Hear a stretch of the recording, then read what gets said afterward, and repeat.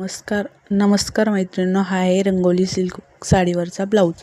तर तुम्ही बघू शकता गळा इतका छोटासा दिलेला आहे आणि हे जे वर्क आहे ना तेही 1 2 3 4च लाईन दिलेले आहेत। ब्लाऊजची साईजही मोठी आहे आणि उंची पण।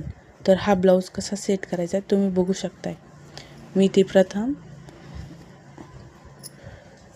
माझा जितका मला गळा हवा आहे तितका आखून घेतलेला आहे अस्तरवरती आणि प्रॉपर असा इथे सेट करायचा आहे तो।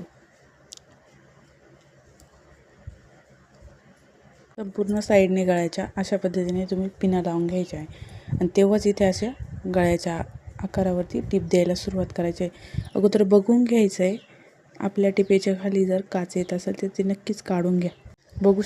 बघू शकताय तुम्ही इतका मोठा गोलगळा घेतलेला आहे आणि शक्य होईल तितकी डिझाईनही आपण या ब्लाऊजवरती घेतलेली आहे।